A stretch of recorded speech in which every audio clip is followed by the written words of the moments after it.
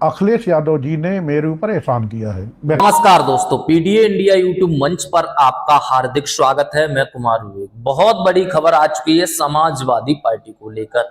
इन दिनों समाजवादी पार्टी अपने 2027 के विधानसभा चुनावों को लेकर लगातार प्रयास कर रही है और समाजवादी पार्टी चाहती है कि 2027 में विधानसभा चुनाव अगर समाजवादी पार्टी जीतती है तो समाजवादी पार्टी जहां राष्ट्रीय पार्टी तो बनेगी ही, वही समाजवादी पार्टी का संगठन हर प्रदेश में होगा और जब पार्टी का संगठन हर प्रदेश में होगा तो पार्टी राष्ट्रीय पार्टी बनने में भी कोई देर नहीं लगेगी।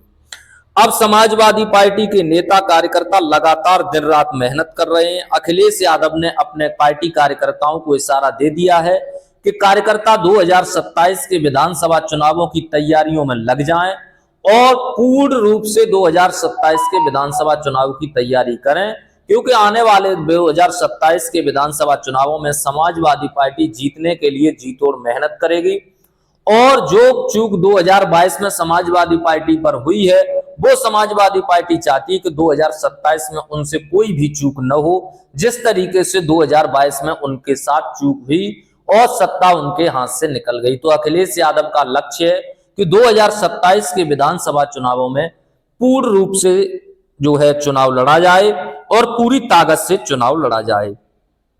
अब समाजवादी पार्टी को एक बड़ा मौका मिलने जा रहा है। जहां समाजवादी पार्टी 2027 के विधानसभा चुनावों में जा रही है तो समाजवादी पार्टी में तमाम नेता और कार्यकर्ता भी शामिल हो रहे हैं, चाहे वो भारतीय जनता पार्टी हो या फिर कांग्रेस हो या राष्ट्रीय लोक दल हो। इन तमाम दलों के नेता अब समाजवादी पार्टी की तरफ देख रहे हैं, क्योंकि उन्हें लग रहा है कि 2027 में भी लड़ाई आर पार की होगी और समाजवादी पार्टी की भी सरकार बन सकती है, क्योंकि 2027 में भी समाजवादी पार्टी और भारतीय जनता पार्टी की ही लड़ाई आर पार की होगी और वो लड़ाई होगी वो भारतीय जनता पार्टी से सीधी टक्कर किसी की होगी तो समाजवादी पार्टी की होगी। इसीलिए लोग चाहते हैं कि 2024 में जिस तरीके से समाजवादी पार्टी को जो है जीत मिली है, वही जीत अगर 2027 में मिलती है तो समाजवादी पार्टी की उत्तर प्रदेश में सरकार होगी। इसीलिए तमाम दिग्गज लोग समाजवादी पार्टी की तरफ देख रहे हैं। अब जो बड़ी खबर आ रही है वो आ रही है समाजवादी पार्टी में एक दिग्गज नेता की एंट्री होने जा रही है। वो दिग्गज नेता ऐसे हैं जिनका रुतबा पूरे उत्तर प्रदेश में चलता था और वो बसपा के कद्दावर नेता रहे, कांग्रेस के कद्दावर नेता रहे, यानी तमाम पार्टियों में उनकी जो गिनती है वो कद्दावर नेताओं में रही है, बड़े नेताओं में रही है।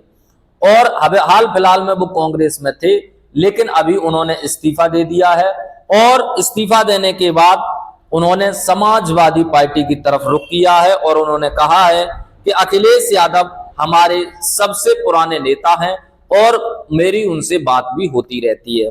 तो हम बात करने जा रहे हैं नसीमुद्दीन सिद्दीकी की। नसीमुद्दीन सिद्दीकी अभी आपको पता है कुछ दिन पहले कांग्रेस से उन्होंने इस्तीफा दिया है और कांग्रेस से इस्तीफा देने के बाद जब उनसे पूछा गया कि आप कहां जा रहे हैं तो उन्होंने साफ इशारा किया कि वो अखिलेश यादव की तरफ जा रहे हैं। उन्होंने अपना वीडियो में साफ एक इंटरव्यू में ये बात कही।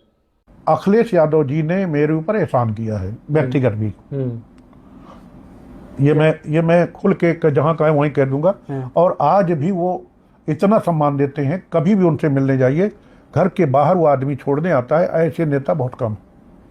ये बात उनके बारे में कई लोगों ने कही कि वो मुख्यमंत्री भी थे तब भी वो बाहर तक गाड़ी में बिठाने आते। तब भी तो देखिए, मैं उस आदमी की इज्जत करता हूँ।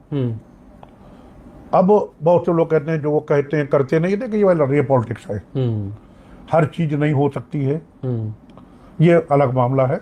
अच्छा, मेरे समझ में नहीं आता कि अखिलेश यादव ऐसा कुछ कर सकते हैं। अंदर क्या है मैं नहीं जानता।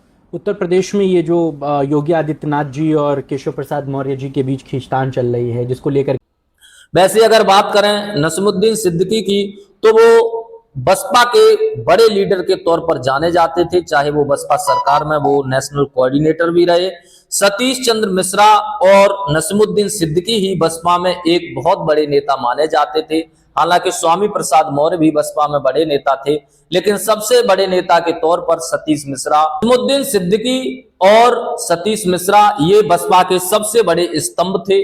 जो नसीमुद्दीन सिद्दीकी बसपा से बाहर हुए तो कांग्रेस में चले गए, लेकिन अब उनको लग रहा है कि 2027 में कांग्रेस में भी कोई बात नहीं है। जो कांग्रेस सीटें जीती है वो भी उत्तर प्रदेश में समाजवादी पार्टी के दम पर जीती है।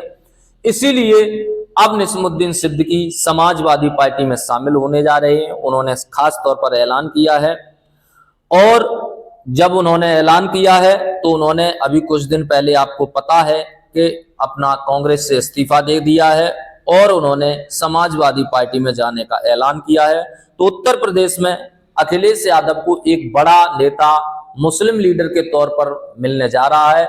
जब समाजवादी पार्टी उत्तर प्रदेश में आजम खान को मुस्लिम लीडर सबसे बड़े तौर पर मानती थी, तब बसपा निस्मुद्दीन सिद्दीकी को अपना मुस्लिम सबसे बड़ा लीडर बसपा मानती थी। तो निस्मुद्दीन सिद्दीकी कोई छोटे मोटे नेता नहीं थे, लेकिन जिस तरीके से बसपा की मिट्टी खराब हुई उससे उनके नेता धीरे धीरे छोड़ते चले गए। कुछ लोग बसपा से छोड़कर कांग्रेस में चले गए, कुछ भाजपा में भी चले गए, और ज्यादातर नेता समाजवादी पार्टी के साथ चले गए, क्योंकि उनको लगा कि बसपा बहुत कमजोर हो गई है। और हम आपको बता रहे हैं कि बसपा अब कभी राजनीति में इतना उथाल नहीं ला पाएगी, क्योंकि जिस तरीके से चंद्रशेखर आजाद रावत बढ़ रहे हैं उससे बसपा को और नुकसान होगा। और अभी जिस तरीके से यूजीसी आया है उस पर भी जो बसपा का स्टैंड है और मायावती का स्टैंड है, इससे जनता नाखुश है और चंद्रशेखर आजाद को दलित नेता के रूप में देख रही है। वहीं निस्मुद्दीन सिद्दीकी के सपा में आने से सपा को कितना फायदा होगा, आप लोगों की क्या राय है कमेंट में जरूर बताएं। चैनल पर नए हैं तो चैनल को सब्सक्राइब कर लें, वीडियो अच्छी लगी तो एक लाइक जरूर कर दें। धन्यवाद।